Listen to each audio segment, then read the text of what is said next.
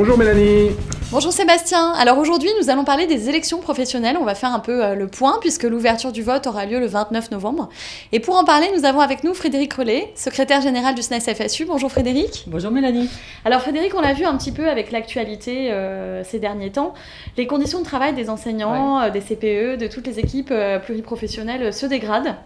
Est-ce que tu peux revenir un petit peu sur cette actualité et nous dire un peu comment le SNES-FSU compte s'engager sur ces questions-là ?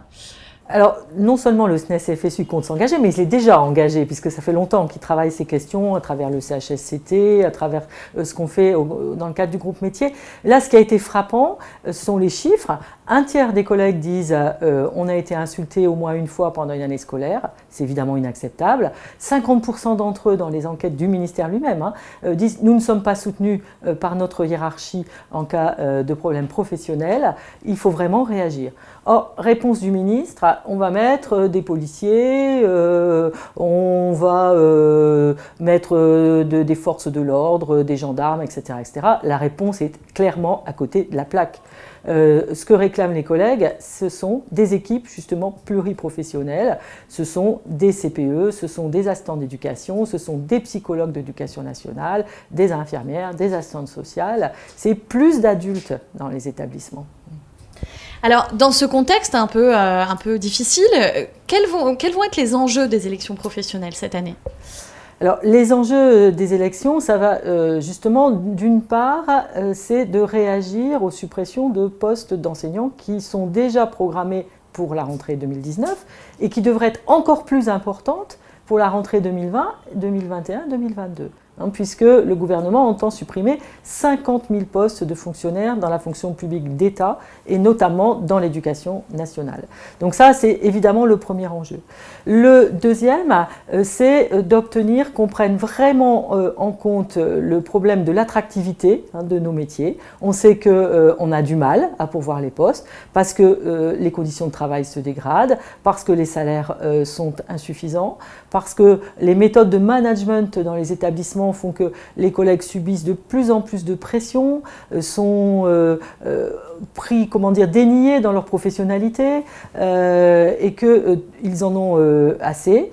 Donc voilà un peu, pour ça. Et puis c'est de dire aussi il faut des réformes qui permettent vraiment de faire en sorte que tous les élèves trouvent une place dans le système éducatif, acquièrent un diplôme, une qualification, et des réformes qui soient autres que celles qui s'est passées pour le collège et que celles que Jean-Michel Blanquer veut mettre en place pour le lycée. Très bien. Et bon, durant ces élections professionnelles, les collègues vont voter donc pour des candidats, des candidates qui se présentent. Oui. Alors ces candidats, est-ce que tu peux nous en parler ? Qui sont-ils ? Qui sont-elles ?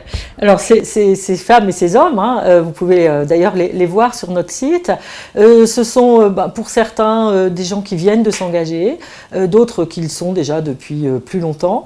Mais ce qui est caractéristique, c'est qu'à la fois ils sont extrêmement motivés pour l'intérêt collectif, ils ont envie vraiment de défendre le métier, de défendre les collègues, et puis ils sont présents dans les établissements, ils sont présents dans les CIO, ils sont vraiment à côté de toi, de moi, ils font le même métier, ils savent quels sont les problèmes que rencontrent les personnels de l'éducation nationale, et par exemple, voilà, ça va être bientôt les mutations, ce qu'on appelle le mouvement inter, ils vont pendant des heures regarder les dossiers de chacun, vérifier que le barème est bien juste pour chacun, faire en sorte que quelquefois on puisse modifier une situation parce qu'on tient compte d'une situation personnelle, ce que le ministère ne peut pas faire.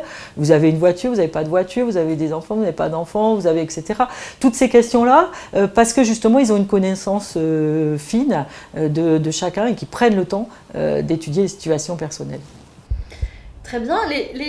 Alors, ces élections professionnelles, l'enjeu évidemment, c'est que les collègues y participent. Oui. Alors, par exemple, un collègue qui n'est pas forcément militant, mais qui a envie de s'engager dans ce vote, comment peut-il amener les collègues à voter ? Comment agir finalement pour ces élections professionnelles ? Alors, tu l'as dit, Mélanie, les élections vont commencer le 29 novembre, ça va aller jusqu'au 6 décembre. Et ce qui est important, c'est que le maximum de collègues votent le plus tôt possible. Donc ça veut dire, si vous avez envie d'agir, c'est parlez dans votre établissement, hein, avertissez chacun sur les enjeux de ces élections, incitez-les à voter, vérifiez qu'ils ont bien ouvert leur messagerie professionnelle, qu'ils ont bien reçu leur identifiant.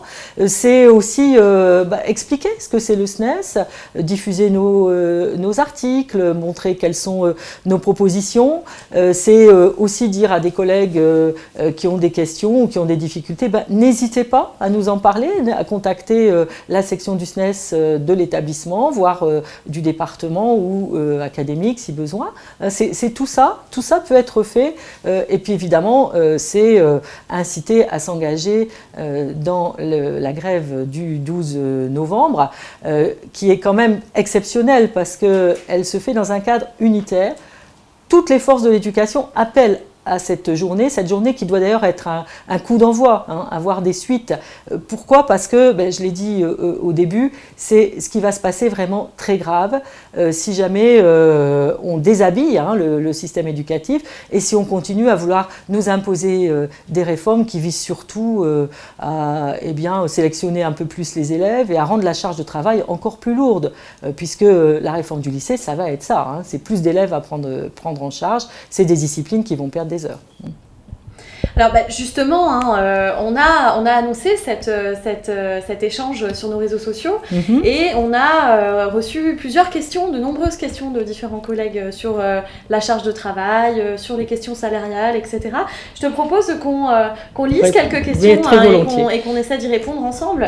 Alors, on a une première question de Jérôme qui s'exprime en tant que parent surtout, qui nous demande, est-ce que mon enfant qui est scolarisé dans une commune d'outre-mer verra son parcours scolaire amélioré avec la réforme de M. Blanquer ?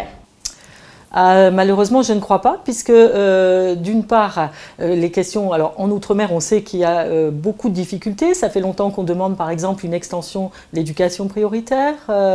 Ça n'est pas le cas. Il y a des constructions à faire. Je ne sais pas exactement où est l'enfant du collègue, mais si c'est Mayotte, par exemple, c'est la situation particulièrement critique. Mais que ce soit aussi la Martinique, la Guadeloupe, la Réunion, il y a beaucoup de difficultés.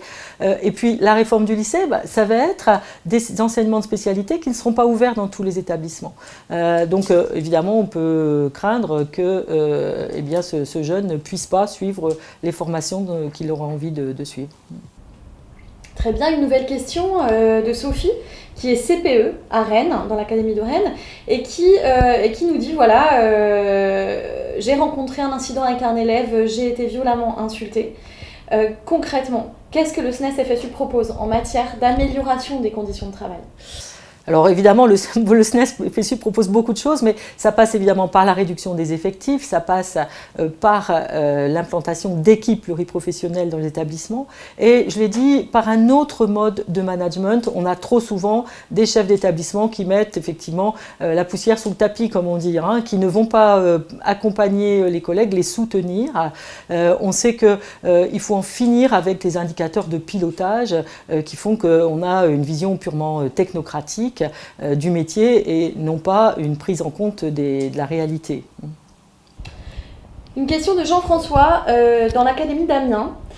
Alors là, c'est une question de carrière, puisqu'il nous dit « Avant, je passais au grand choix.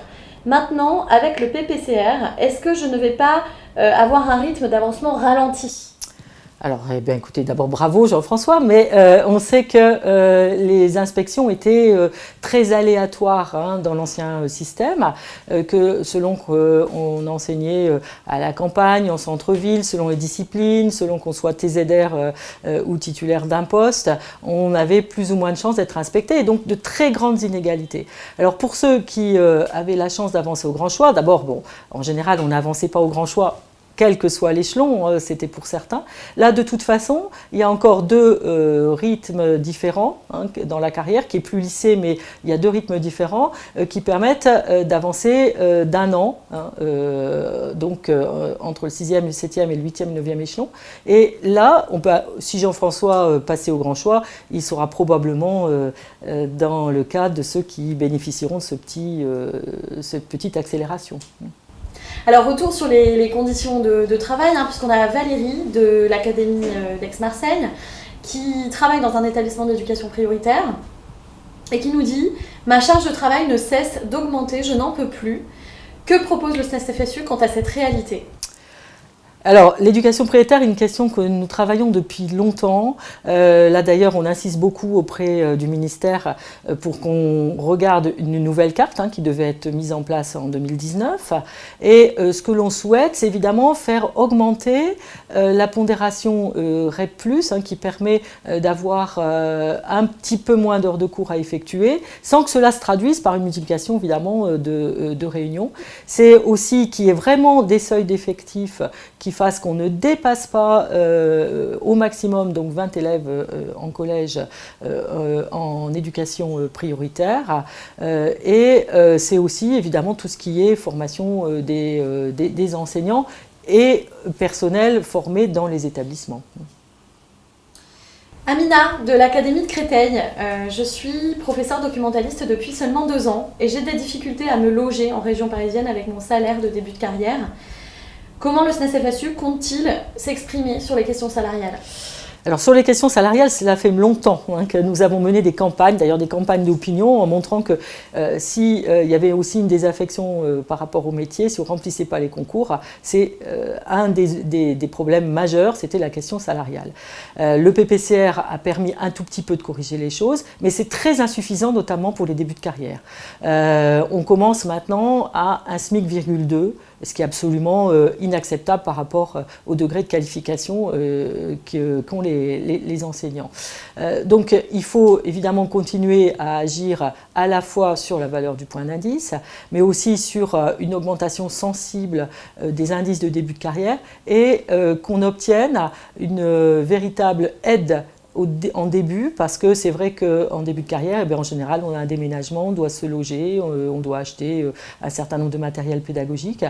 Tout ça devrait donner lieu à une aide du gouvernement, c'est ce que nous exigeons. Et enfin, on va conclure avec une question sur les retraites, qui demeure de vraies problématiques aujourd'hui pour les collègues. Alors c'est Geneviève qui est dans l'Académie de Besançon et qui nous dit « Je serai à la retraite dans 3 ans. Que va-t-il advenir de ma pension ?» Alors malheureusement, nous disposons de relativement peu d'informations puisque le gouvernement a un peu reculé la mise en place de la réforme des retraites. Donc bon, pour Geneviève, peut-être la situation changera peu. Mais ce qui est évident, c'est qu'avec le projet de réforme par points qui est désormais acté, les enseignants s'exposent à une réduction très brutale du niveau de leur pension, puisqu'on explique que, par exemple, les primes vont compter dans le calcul de la pension. Les enseignants touchent très peu de primes. Ça va être la fin du calcul de la pension sur les 6 derniers mois. Or, le SNES a obtenu grâce au PPCR, même si le PPCR comporte beaucoup d'insuffisances, que tout le monde accède quasiment maintenant à la hors-classe et votre pension est calculée sur l'indice de la hors-classe. Là, ce sera calculé sur l'ensemble de la carrière, donc sur un salaire moyen. Donc tout le monde, évidemment, voit très bien ce que ça veut dire en termes de diminution. Donc là encore, c'est un des enjeux des mobilisations que nous avons impulsé le 12 et après dans le cadre fonction publique. Merci beaucoup Frédéric pour cet échange en espérant qu'il ait répondu aux nombreuses interrogations de nos collègues. Merci beaucoup. Merci Mélanie.